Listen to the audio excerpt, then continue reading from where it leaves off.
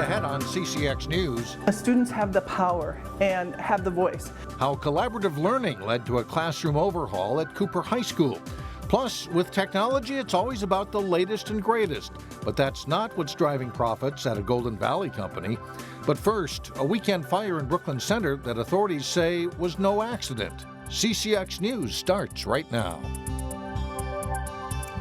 Hello, everyone, and thanks for joining us. Brooklyn Center city officials are calling a fire at a popular restaurant suspicious. The incident happened at Jammin' Wings on Saturday morning. Reporter Sonia Goins joins us now with more on the damage. Sonia? Mike and Shannon, Jammin' Wings is back up and running. They had to close for a short time on Saturday after the fire. Now, if you look closely, I can show you some of the damage. Some of the windows are boarded up. Officials think some type of flammable device was tossed through the window.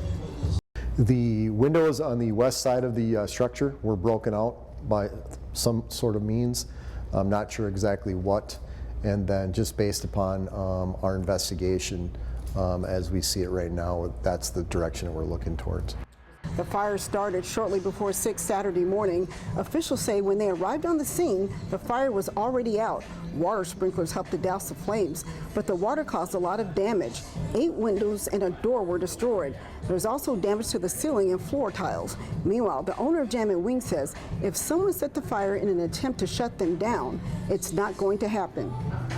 Well, we're angry about it, but we still have to move on because we have to realize that some people are not smart enough, to realize that this is not something that they're supposed to do, and so we just have to, get everything repaired and move on.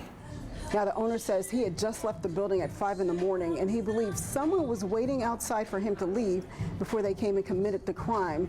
Now, luckily, no one was hurt. Now, meanwhile, officials are trying to determine who started the fire. The Minnesota Arson Project is offering up a $2,500 reward for anyone with information. Folks can also call the police or fire departments.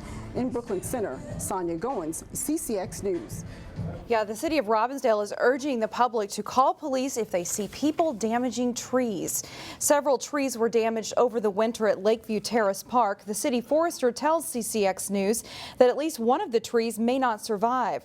Robbinsdale officials take the crime seriously. Not only does it hurt efforts to bring nature to urban areas, it's a costly crime too. Trees are living plants. They're living 12 months out of the year, and when you damage them, you're damaging any kind of city property or property that's important to the community at large, and trees don't heal. They need to seal over those old wounds, and that takes time. Robbinsdale believes the damage was caused by a hammer or some other tool. The city forester also found similar damage in a different area of Lakeview Terrace Park, north of the Little League fields. Crystal residents have a chance to learn more about the police department's body camera pilot program. Body cameras are seen as a tool that can improve police accountability and transparency and be used to assist cops in evidence gathering. The police department plans to launch the pilot program sometime this year, but before that can happen, a policy has to be put in place. The policy is basically do's and don'ts on usage of the body camera, when the officer should be turning it on, when they can turn it off, how they test the device, how they catalog the information, what situations we can wear it in, what situations we can't. At the May 16th Crystal City Council meeting, the public will be able to comment on a proposed body camera policy, and to learn more about what that policy is, you can go to the City of Crystal's website. Well, you've heard the proverb, if you teach a man to fish, he can eat for a lifetime. Teachers are using that same concept in education at Cooper High School. If you teach a student to learn, there's no limit to what they can do beyond high school. You have this shape for that first one. In John Rivers' geometry class, there's not a bad seat in the house. Gone is the teacher lecturing in front of the classroom with students silent and attentive. Now the students learn in groups while the teacher interacts with everyone. More flexibility with what we have going on. It's not just about me, teacher-centered, standing in front. It's more about the learning and less about the teaching. John Rivers' classroom is one of 4 at Cooper High School that had an overhaul in the last few months. It's a change that teachers teachers proposed. Now it's that the teachers are saying, no, I don't want to be the one person, I want it to be more collaborative learning. And so the voice is being not taken away of, the teacher now becomes a guide of the learning, and the students have the power and have the voice. Students learn in groups and have access to technology to share it with everyone in the class.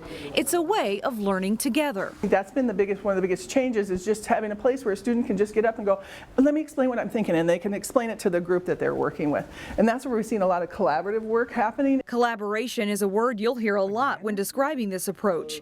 Educators say it's a method that translates to after high school, when graduates will have to work together to master material and solve problems. Those are skills I think that are useful for outside of the school and outside of the classroom.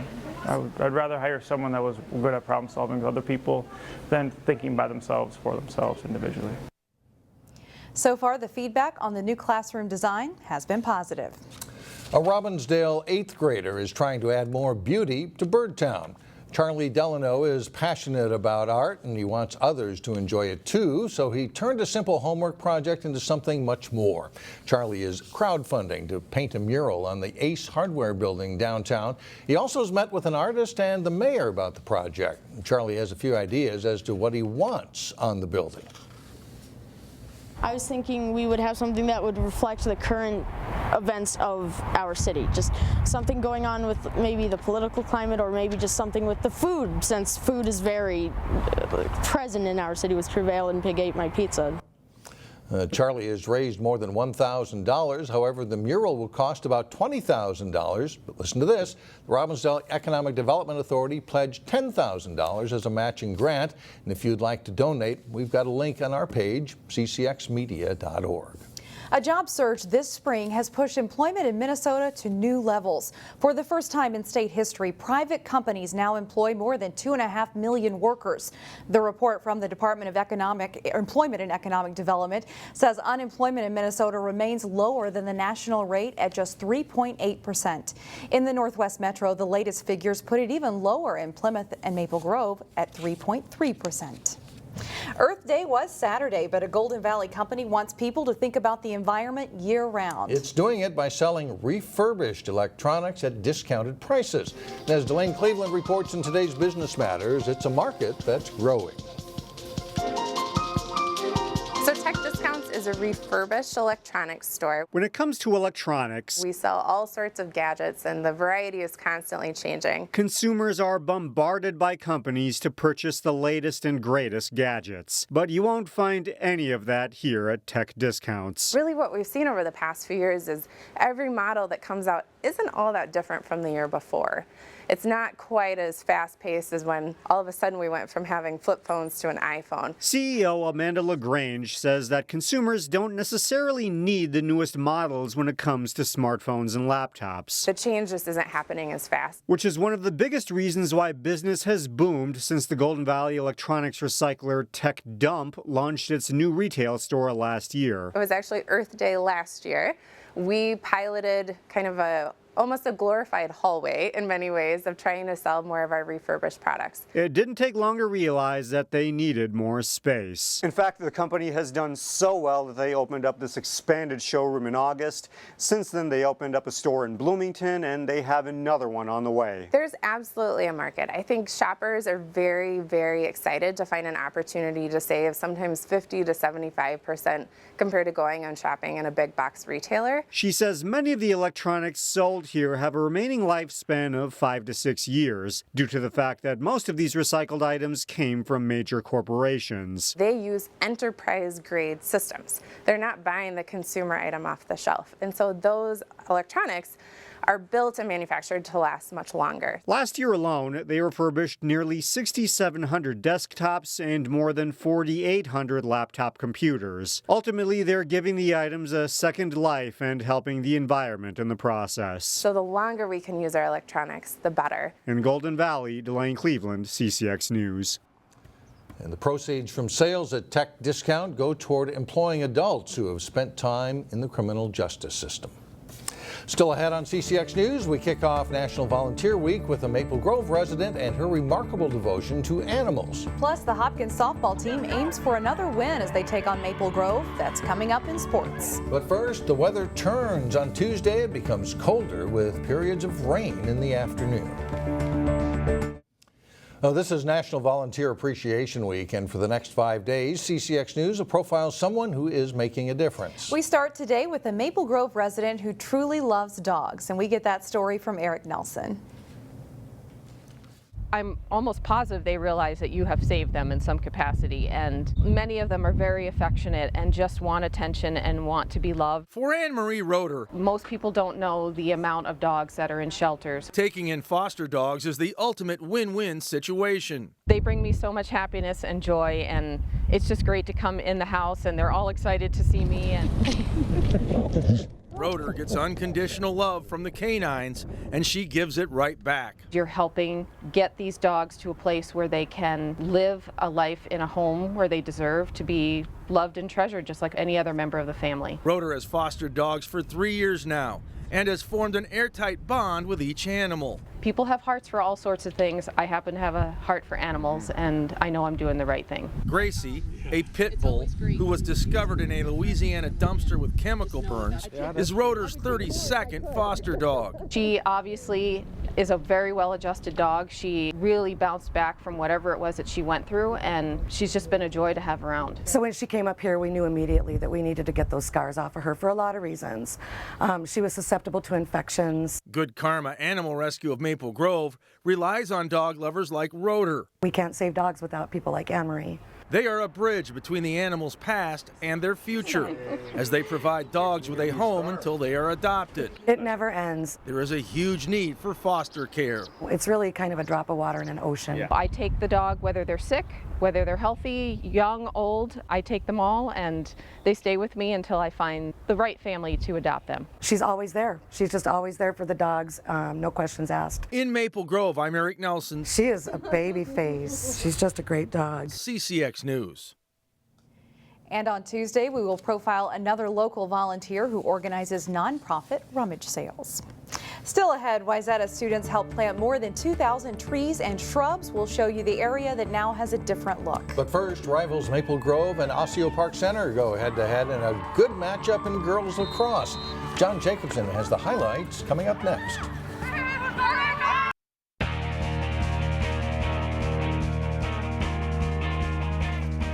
I'm John Jacobson with sports. We'll begin with girls lacrosse and a rematch of a section final from a year ago. Maple Grove went to the state tournament after beating rival Osseo Park Center, and they met up Friday night. OPC coming into the game with a 1-0 record. Maple Grove 2-0. First half, the Crimson's Chloe Corbin passes to Emily Herdeen. She goes high with her shot for a goal, tying the game up at 1. Nice setup on this next goal. Taylor Helvey on the run will get the ball to Katie Wheeler in tight for a shot and goal. Maple Grove takes the lead 2-1. Trailing 4-1 in the first half, Osseo Park Center gets one back. Kayla Shadle, nice assist on the goal for Megan Payne. Crocs of OPC are within 4-2. It's a 5-3 game at halftime. Second half, Herdeen picks up an assist for Maple Grove. Paige Gazebo with the shot and goal. The Crimson are up 7-3. But OPC mounts a rally. Gabrielle Holton securing the loose ball. She turns and scores. Crocs within a goal at 7-6 with still 14 minutes to play. But the Crimson score the final 3 goals of the game. Helvey with an assist on the goal here by Wheeler. Maple Grove beats Osseo Park Center 10-6. The Crimson is now 3-0. Maple Grove boys lacrosse team is also 3-0. The Crimson edged Edina 9-8 in their last game of last week after they had beaten Irondale and Elk River. Maple Grove is home to play Osseo Park Center on Friday night. Also in boys lacrosse, Champlin Park came into their game with Anoka knowing they were hosting a tough opponent. The Tornadoes made the state tournament a year ago and returned most of that group. These rivals meeting at Champlin Park in the Northwest Suburban Conference game. Anoka gets on the scoreboard in a hurry. Ali Nye rips a shot into the back of the Rebels' net. Tornadoes lead 1-0 40 seconds in. And then this first shot for Anoka is stopped. Jack Savini, though, picks up the ground ball. He turns and scores. Anoka has 3 goals in the first 90 seconds of the game. Still in the first quarter, Luke Billahus to Chandler Forrester, and he'll score. And it's 6-0 Anoka. Rebels do get on the scoreboard before the end of the quarter. Nick Feldstein will sneak a shot through here for a goal, and that makes it 6-1. Second quarter, and Anoka continues their offensive assault. Billahus winds and fires a long shot into the Rebels' net. Preston Olson gets an assist. It's a 10-2 game. Joey Fold scored twice for Champlin Park in the second quarter. The Rebels don't score in the second half at all, and Anoka rolls to a big win, 19-3. In softball, Hopkins is off to a strong start, having not lost a game in the first 2 weeks. Maple Grove's had some struggles in the early going, and the Royals paid a visit to Maple Grove to face the Crimson in a non-conference game. Hopkins gets off to a fast start. Natalie Den Hartog strokes a solid single to center field. Hannah Kleist comes around to score, and it's 1-0 Royals in the first inning. Later in the first, Mackenzie Merritt at the plate. She'll hit a sharp ground ball to second base. Crimson get the out there, but Evelyn Barsick scores, and it's 2-0. Still in the first, Parker Stoddard with a single that finds its way through into center field. Den Hartog scores. It's 3-0 Hopkins after 1. Second inning, the Crimson threatening with runners at second and third, but shortstop Den Hartog fields the hard grounder, gets the out at first, and the inning. Hopkins leads 4-0 through 2. In the fifth, the Royals add another run. Stoddard with a big swing. She'll drive this ball over the fence in left field for a solo home run. Hopkins folks are excited. It's a 5-0 game. That's more than enough run support for pitcher Merritt. She gets Sydney Cashman to fly out to left fielder Cassie Harris to end the game. Royals blank the Crimson 5-0 to remain unbeaten. Hopkins is now 5-0 this spring. The weather cleared up nicely for Armstrong's girls and boys track teams to host an invitational that featured several local teams. Edina took the girls' title at Armstrong with Chanhassen in second. Osseo, the top local team, in third place. Then it's Eden Prairie in fourth, with Armstrong, Champlin Park, and Park Center in the 5 through 7 spots. Edina also took the boys' title with Eden Prairie runner-up and Chanhassen third. Champlin Park is fourth, with Osseo, Armstrong, and Park Center placing 6th, 7th, and 8th. And that is it for sports today. Mike and Shannon, back to you. All right, thank you, and we'll be right back. Finally, Wayzata High School students dig into nature. About 24 Wayzata students spent a beautiful Saturday giving back to the environment. They were among more than 300 volunteers who planted nearly 2,000 trees, shrubs, and flowers for Earth Day. The plantings occurred along Bushaway Road, a road that's been around for more than 150 years and known for its towering trees along the way. What we are doing is teaching our youth that community can come together, all backgrounds, all political persuasions, working together to improve the environment that enriches all of us. I love being outside, I love nature, I love biking and camping and going to the Boundary Waters, and I think any kind of environmental activism that I can take part here at home is just contributing to that bigger picture. Cargill and BNSF Railway helped fund the event. That's all the time we have for now. Thanks for joining us, everyone. See you tomorrow.